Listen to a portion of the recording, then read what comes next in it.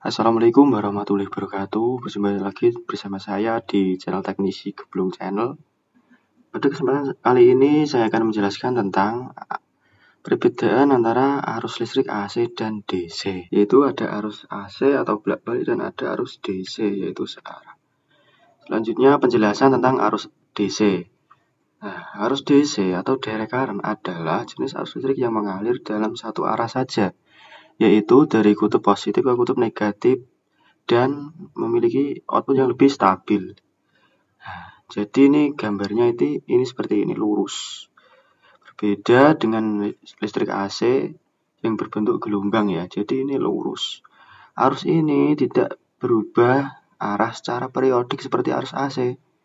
Nah, listrik DC bisa kita dapatkan dari baterai, aki, power supply, atau pada panel surya. Nah, ini ada gambar, ini saya gambar sendiri. Seperti ini ya, arus DC, arus arah.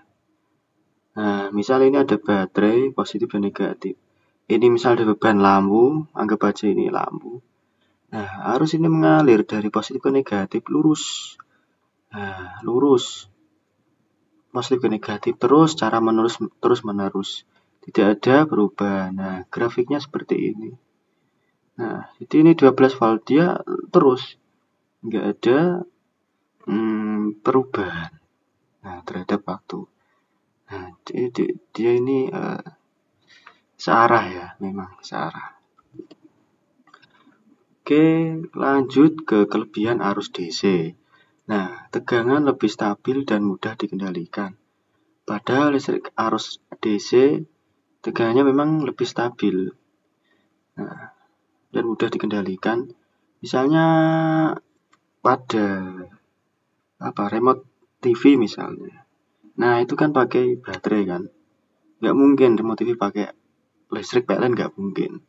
Nah, dia itu lebih lebih simple. Nah, cocok untuk perangkat elektronik kecil dan sirkuit digital. Nah, misalnya pada HP, laptop, atau yang lain-lain ya yang membutuhkan arus DC. Nah, lebih efisien untuk penyimpanan energi, misalnya di baterai. Nah, kelebihan selanjutnya ada di efisiensi dan penyimpanan energi. Jadi arus DC ini bisa disimpan pada baterai atau aki. Berbeda dengan listrik AC yang tidak bisa disimpan. Nah, ini bisa disimpan pada baterai. Tidak menyebabkan kerugian daya akibat induksi atau kapasitansi seperti AC. Nah, ini tidak dapat menyebabkan kerugian atau faktor daya. Dalam arus DC tidak ada istilah dengan faktor daya atau power factor. Berbeda dengan arus AC yang ada istilah power factor atau daya yang terbuang sia-sia dan tidak bisa dimanfaatkan. Nah, selanjutnya ada kekurangan, pasti ada kekurangan, yaitu tidak bisa ditransmisikan jarak jauh secara efisien. Nah, ini salah satu kekurangan dari arus DC. Nah, tidak bisa ditransmisikan jarak jauh. Nggak ada sejarahnya PLN itu pakai arus DC. Pasti pakai arus AC yang high voltage atau voltase tinggi. Selanjutnya ada transformasi tegangan, menaikkan menurunkan tegangan lebih sulit dibandingkan AC.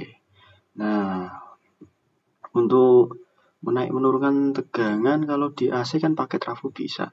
Kalau DC nggak bisa. Ini butuh konverter khusus.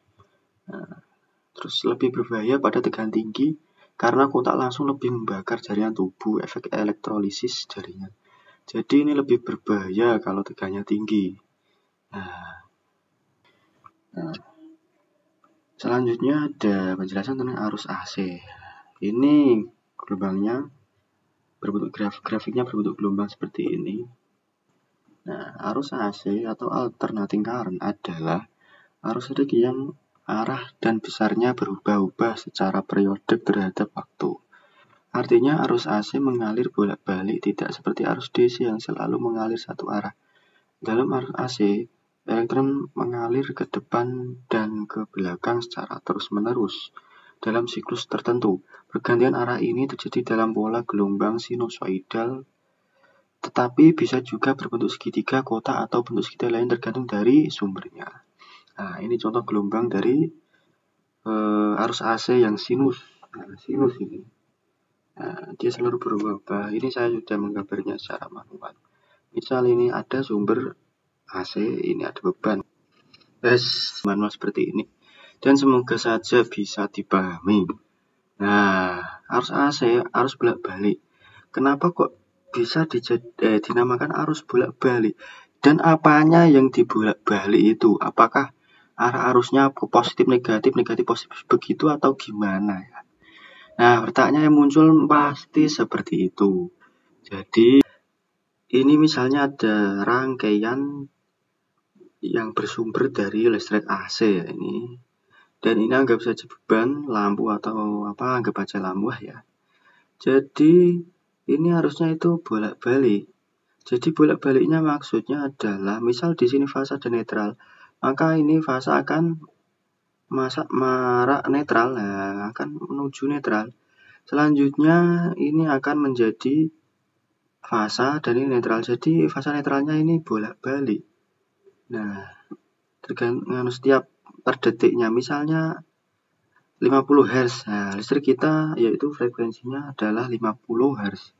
Jadi ini bolak-baliknya sebanyak 50 kali dalam 1 detik. Nah, begitu jadi jelasannya. Ini ada grafiknya, semoga bisa dimengerti. Ini misalnya saja ini ada tegangan 100 volt. Nah, ini siklus positifnya. Jadi ini pada siklus positif. Nah, ada gambar bukit ya. Ini saat menuju ke sini adalah tegangannya 100 volt. Lalu akan turun lagi, turun ke sini. Nah, dan di sini aslinya tidak ada tegangan. Ini ada kekosongan ya. Aslinya listrik AC itu enggak bisa dikatakan mati hidup. Aslinya listrik AC itu tidak selamanya itu hidup terus ya. Kadang ada siklus positif, ada siklus negatifnya. Jadi pada siklus positif ini tegangannya plus 100 volt, lalu turun ke sini menjadi 0 volt. Ini tidak ada arus sama sekali, aslinya ini enggak ada. Nah, lalu setelah itu akan membalik fase, masuk ke lembah. Jadi ini adalah negatif 100 volt. Ini, nah jadi ini artinya apa? Arusnya gini balik. Nah, jadi asalnya yang aslinya ini fase netral, ini jadi netral, ini fase. Jadi bolak-balik ngono intine. Nah, intine ngono. Semoga bisa dipahami. Jadi ini kalau ke bawah ini tegangannya negatif. Lalu sini sampai sini ini ada kosong lagi, nggak ada tegangan lagi. Aslinya ini adalah kosong. Di sini ya 0 volt. Lalu selanjutnya akan naik lagi, menjadi 100 volt lagi, positif 100 volt lah. Tekan sampai sini akan menjadi kosong lagi, 0 volt lagi. Lalu sampai lembah lagi. Nah, jadi begitu terus. Nah, jadi hasilnya itu mati hidup. Listrik AC itu. Nah, itu mati hidupnya siklusnya ada, kalau listrik kita PLN 50 Hz. Jadi 1 detiknya itu berubahnya itu 50 kali per detik itu. Jadi nggak akan kerasa. Oke, lanjut dari kelebihan arus AC. Arus AC memiliki kelebihan diantaranya adalah mudah ditransmisikan jarak jauh melalui jaringan kabel tegangan tinggi dengan efisiensi tinggi. Nah, terjadi pada listrik kita ya, dari PLN. Pasti dia menggunakan listrik AC untuk mentransmisikan jarak jauh ratusan kilo ya. Pastinya sangat jauh dan efisiensinya tinggi karena tegangannya akan dibuat tinggi untuk mengejar efisiensi. Nah, tegangan mudah diubah, dinaikkan atau diturunkan menggunakan trafo. Kalau listrik DC nggak bisa dipakai trafo. Nah, karena listrik DC kan searah, tidak bolak-balik, tidak mengakibatkan induksi elektromagnetik. Kalau di listrik AC itu ada istilah kalau listrik AC kan berubah-ubah, ada bungkit lembah, jadi ini kayak mati urip begitu ya, mati hidup yang menyebabkan ada induksi elektromagnetik. Nah, begitu kurang lebih ini. Bisa digunakan hampir di semua peralatan rumah tangga, industri, dan distribusi tenaga listrik global. Nah, ini semua peralatan listrik di rumah pasti menggunakan rata-rata hubungan arus AC. Walaupun tidak semuanya ya, ada yang pakai DC, ada yang pakai power supply. Pakai power supply dulu, ya baru digunakan pada perangkat listrik, misal pada charger HP. Itu kan AC, diubah dulu ke DC, menyesuaikan dari perangkatnya. Selanjutnya ada kekurangan arus AC. Komponen elektronik tertentu lebih sulit dikendalikan dengan AC, seperti sirkuit digital. Nah, sulit dikendalikan. Lebih kompleks untuk disimpan karena arus balik tidak bisa langsung disimpan di baterai, butuh banyak arah.